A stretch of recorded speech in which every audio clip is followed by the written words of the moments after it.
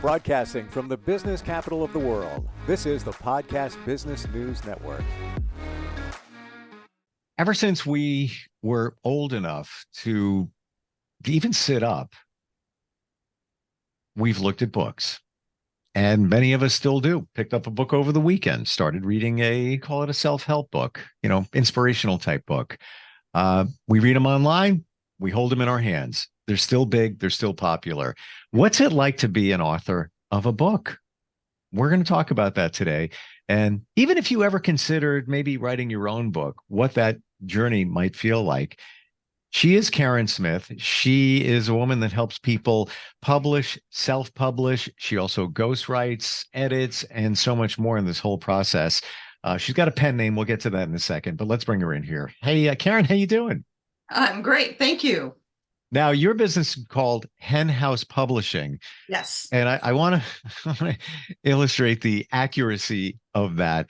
Hen House, we think of farm. The name came up because you're on a farm. And seconds before we jumped into this podcast, you were telling me about some little health issues with one of your horses. And I didn't even know you. I knew you had chickens, hen house. I got that. Had no idea you had horses. Yep. What do you have on the farm there? Right now, I'm down. My livestock count is down. I have 3 horses on the farm. Only 2 of them are mine. I have 10 hens, 2 dogs, and 4 cats. So I used to have more cats. I used to have llamas and alpacas. So yeah, I mean, we're slowly whittling down the numbers through attrition. Wow. Did you inherit all those animals when you moved in there? No. When we moved in, I had 3 horses and I was leasing 1. So we actually brought home 4 horses at that time. We did not have any chickens. For a long time, I refused to have chickens because they're nasty, filthy, stupid, vicious animals. And I grew up with chickens and I hated them. It's like the only good chicken is one on my plate. And my views on chickens have changed slightly because we're not raising meat birds, we're raising laying hens. And it's almost like a different species. Is it really? Oh yeah. Yeah, meat birds are mean. How do you know the difference? Like how do you even know?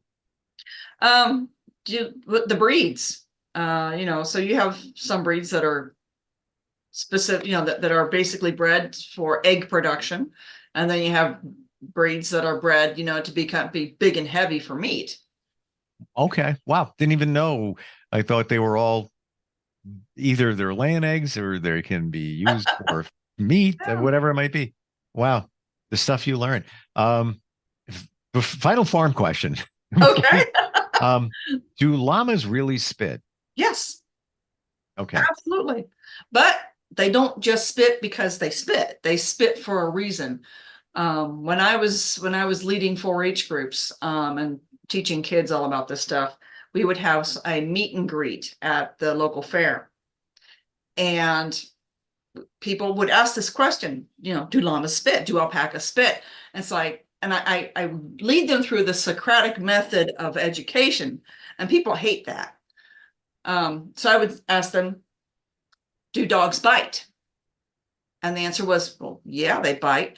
And it's like, why do dogs bite? And it's like, well, because you provoke them. Well, that's why a llama or an alpaca will spit. It's being provoked. So that's what it is. It's basically fear. It's anger or it's fear.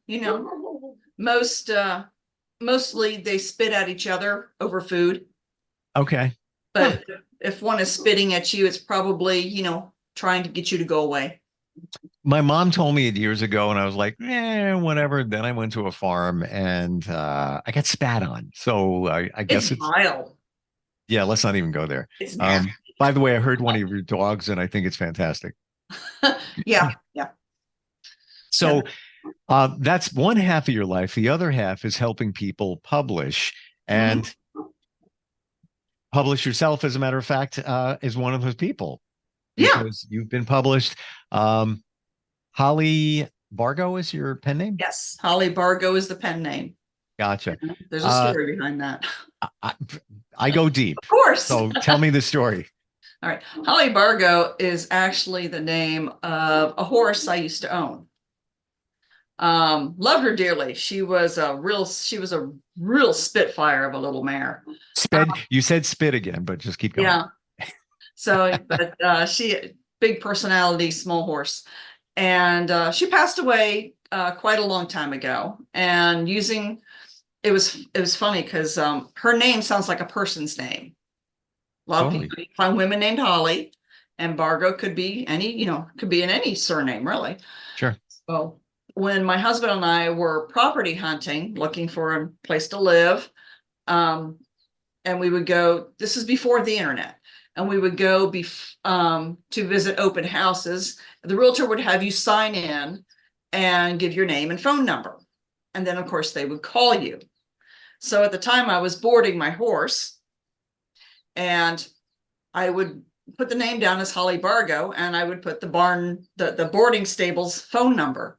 So you'd have this realtor call, is Holly Bargo there? And the stable owner would be like, yeah. And it was, Wow.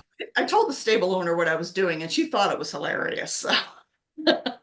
And Holly Bargo was born, and you've written books under that name before. Yes, yeah, I've got over 30 books. Wow, I had no idea that many.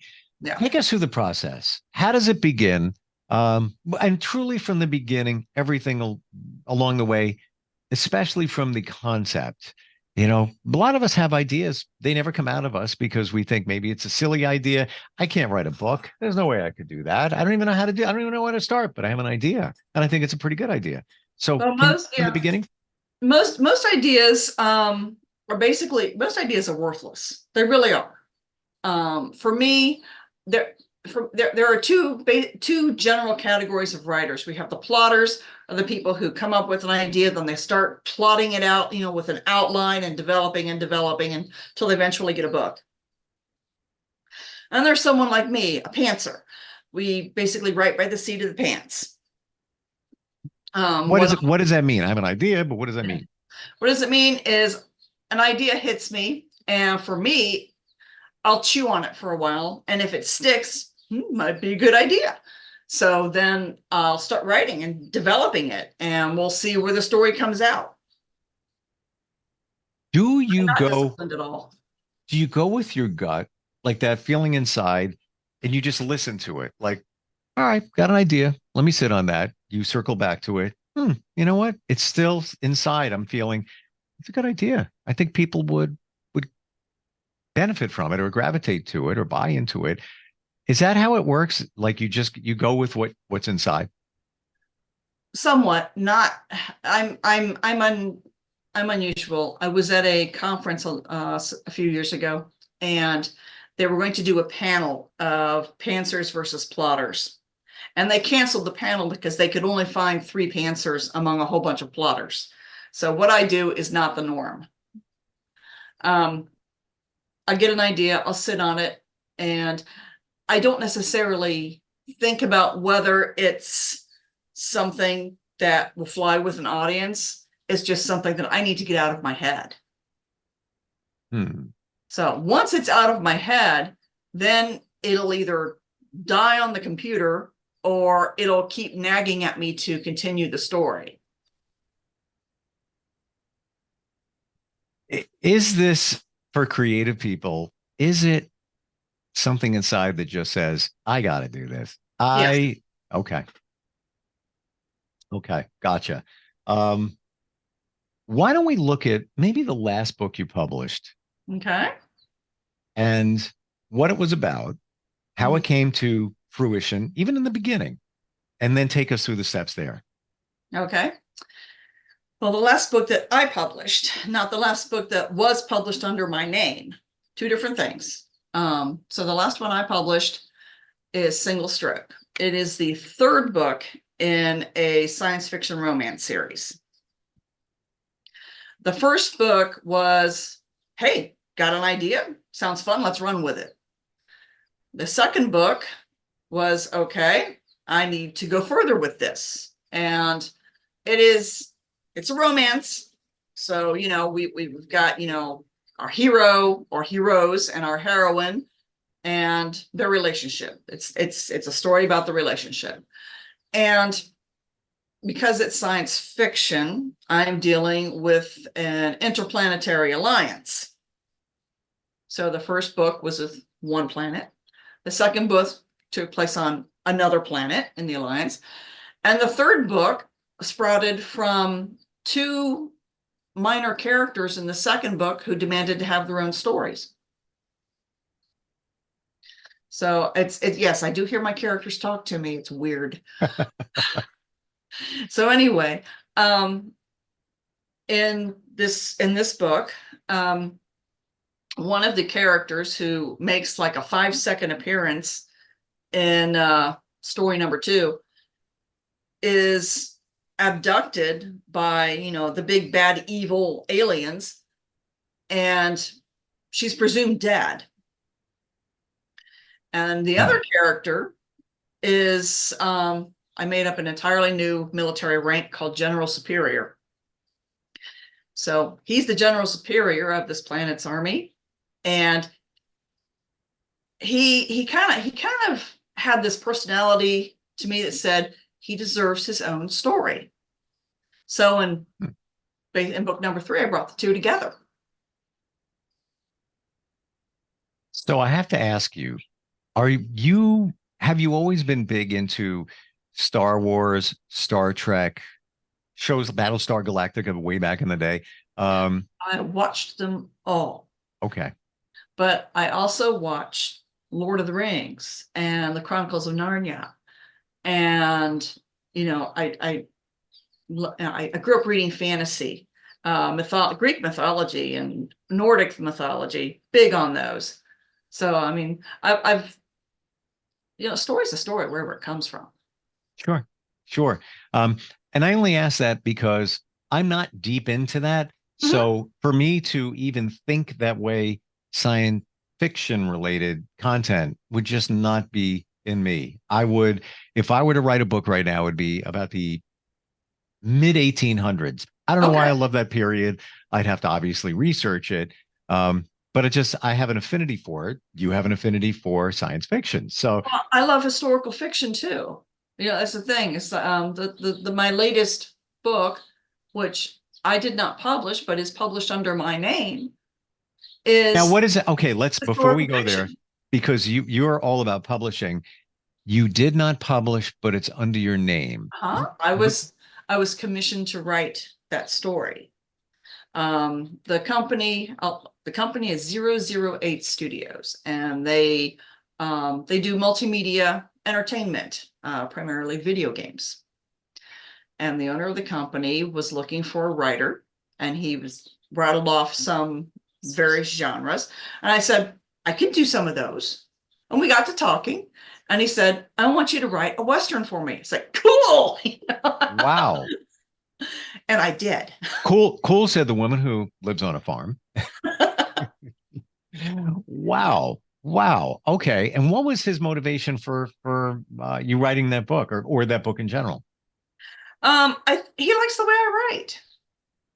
And for me, it was, it was a ghostwriting gig. We negotiated the rate and my share of royalties. And, we got together and we wrote it. He gave me a story summary of kind of what he wanted to happen. And we just go through chapter by chapter as it proceeds. And we kind of veer this way or that way and tweak it as we go along. And I love jumping down these rabbit holes and learning about the process. So when he gave you the parameters for the book, did he send it to you? Like, okay, Karen, chapter 1 is going to be about, character X doing this and character Z jumping in and doing this, and just maybe wrote a summary. Now on to chapter 2. And now on to chapter 3. It was not that detailed. Okay. Was it verbal? Did he say, "Yeah, hey, this is what I'm thinking," and then you had a maybe No, write no, notes? he did write down. It was like, so we have our main character who is going to be a bounty hunter, and he's going after a bounty. It could be this, it could be that. On his adventures, he meets, a young woman, and they fall in love and whatever. So there is a romantic subplot to it, but that's not the focus of the book. Gotcha. Okay. I, And the reason I even asked that question is in case somebody would like you to ghostwrite for them, how that whole process works. So back to your book, back to your book. That by the way, side note on that book that we just mentioned, were uh-huh. you weren't Holly Bargo, or were you? Yes, yeah, You that were. was one of the things I negotiated, was that, Oh, we're going to put this on, I want the byline on it. smart. Okay. So back to the process. Okay, back to the process. Well, I get, the idea comes to me, and like I said, I kind of chew on it for a bit. If it sticks, it's probably a good one, but we're not really sure yet. So I start writing, and if I can stick with it through development, then it will continue to be a good one. So it's it just develops. I don't know how better to put it.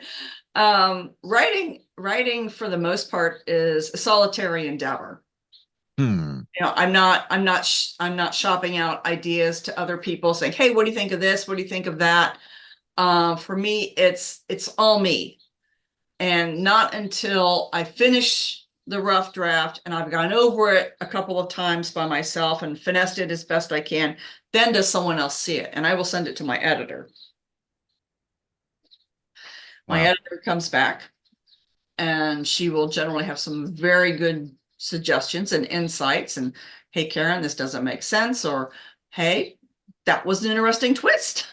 So, and then Hmm. I revise again and I send it back, and she goes through it again. And then I send it to my marketing people. Wow. Um, you said editor. Mm-hmm. You do editing yourself. You help Yes. with editing, but we identified last time we got together that if you write the book, you can't edit the book. It's a bad idea. I totally understand it. Yeah, because I'm not going to say we made a mistake first in writing, a section of the book and didn't see it. Whatever the plot line, whatever it might be, it's reasonable to think you're going to overlook it because you did it the first time anyway. So why not have another set of eyes look at it? Right. I come across a lot of other authors who are afraid that an editor is going to overwrite their work and just completely obliterate their voice. And a good editor won't do that. A good Sure. editor will refine your work and refine your voice, make it better. And I've got a great editor who does that for me. When I have with my editing clients, I tell them I don't expect them to accept every single change I suggest. I just don't, because it's not realistic. As an editor, I'm an objective third party. I'm a cold pair of eyes, and I may not see what the author means or intends, but my suggestion may not be what the author means or intends. So the author then should take that as a clue that, hey, there's confusion here. Perhaps you should revise and explain it a little more. Is it somewhat negotiable? What do I mean by that? You hire an editor, they Mm-hmm, make a suggestion, mm-hmm. and you say, well, whoa, wait a minute. Now you're messing with the integrity of my property and my book. I see what you mean, but I don't totally agree with you. Can you both work together to make it work sometimes? Occasionally, Okay. we kind of go back and forth, like, is this, this is what I meant. So I revise it or rewrite it and I say, is this better? Does this make more sense? Is this clear? And the author or the editor will get back to me and say, yes, no, or it needs more work. Hmm. It's an interesting situation to be in because you hired this person, you're paying them to edit your book, but now they're changing your book for a Not really reason, changing it, not really changing. adjusting it. There, I mean, the major plot points are still there, but what we're adjusting are points of clarity, points Okay. points of continuity. Like, okay, in one section, it's like in this, and on this page, you've got Johnny doing this, and further down that page, you've got Johnny doing that. How does he get from point A to point B? Where's the transition? Okay. Well, a lot of times there could be an issue with the transition, but we, as the author, we don't see it. That's right. We don't, Right. because, to us, it's clear. We Right. wrote it. Right. Exactly. And it could be a legit error, that Oh, yeah. there's no way that they could have gotten from point A to point B. You gave a great example last time that, story from, let's say, the 1920s, somebody traveled 300 miles in one day. How are you going to do that? How's that happening? Yeah, that's an anachronism. It's can't do that. No, bad. Unless there was a scientific, a sci-fi spin on the story. No, not that one. Yeah, exactly. So now we've got to this point.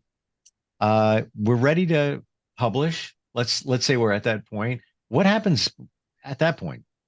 Well, if you're self-publishing, you kind of have to decide what you want to do. My books, when I publish my own books, and yes, I do self-publish, I go exclusive with Amazon. Amazon has a Kindle Unlimited program. And if you use that program, you have to be exclusive with them. That's their platform, their rules. There are other platforms. A lot of people use Draft to Digital, or they use Ingram Spark or whatever. And those platforms will then distribute the book through other platforms, including Amazon. I did go through a different platform years ago, and so my books were available through Kobo and Nook, which is Barnes and Noble's iBooks. I had some books available through there, but the only place I ever got a dime from was Amazon. Really? So yeah, so it was surprising to me. I had my books up there for 2 years, and at the end of that 2 years, I said, why am I bothering with all these other platforms? Wow. Why do you think that Amazon worked the best? Amazon is the 800-pound gorilla of publishing. Yeah. They just, nobody else compares. And to illustrate your point, Nook, if you didn't say it, it has been long forgotten in my brain. I didn't even know it existed. It's still around. I do believe it's still around, but well, there you go. It's such a, I think close to, I don't know if it's Kobo or iBooks that might be in second place after Amazon, but it's a distant second. Wow. Even more distant third, So Amazon's got, I think last I heard was like 80% of the ebook market. And I'm not surprised, even when many of us, myself included, order something, and I see it somewhere else, or I think of it somewhere else, I just go to Amazon. And if the price is comparable, I just order through Amazon because they have all my information, credit card and everything. Click, done. I can return it. It arrives quick. All of the above. Yep. How do we find you, Karen? Obviously, when you're not in the hen house or attending to the horses, and we need some help with publishing, how do we do that? Well, if you want some help with publishing, editing, ghostwriting, book design, my website is henhousepublishing.com. And if you're looking for a book to read, like mine, it's hollybargobooks.com. Oh, didn't know you had a site for that. Yes, I do. Yeah. Oh, I promise you I'm going to check that out. I had no idea. Or Wow. you could go to Amazon and look up Holly Bargo. Awesome. I I hear birds chirping in the background. It's so cool. Yeah, I've got my windows open. Oh, if I could, I would. They don't open in this office building. So wonderful. I envy you. You know, the farm life. I know there's lots of challenges, but it's cool too. I worked for over a decade in an office with no windows. And it was like working in a cave. I get it. I want to smell fresh air. You know, I turn on the air conditioner. I don't know what's circulating through the vents or anything like that. I just want to be outside. Thank you so much for today. Learned a lot. Okay, well, I'm happy to pontificate anytime. I'm going to have to look that word up. Thank you. Okay. And we'll catch up next time. Okay. Thank you so much. Thanks. I appreciate it. We'll be right back. Are you looking for even more of the podcasts and hosts that you love? The Podcast Business News Network is proud to announce that you now have even more ways to listen live. Check out the MyTuner Radio, online radio box, and Simple Radio apps on iOS and Android, or find us online. Search for Business News Network on mytuner-radio.com, or search Podcast Business News Network on streama.com and onlineradiobox.com/US. Take your podcast on the go and don't miss a minute of the action.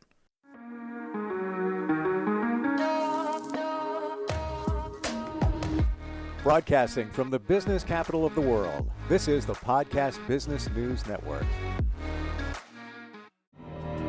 For nearly 2,000 severely injured veterans, everyday life has become filled with barriers. Day-to-day simple tasks can become pretty daunting. I have to carry my chair up 2 flights of steps or have somebody do it for me. What scares me the most is just the falling. When I'm struggling with my house, I think, to have that one great barrier just knocked down, it's crucial. Home for Our Troops is a wonderful nonprofit that builds a Mortgage-free, fully adaptive, handicap-accessible house. And there's no catch. It'll be our very first home that we've ever owned. This is a game changer. This is where your life begins again. We need you to join us in completing this important mission. Please visit hfotusa.org and help build homes and rebuild lives. Because of you, everything's going to be okay.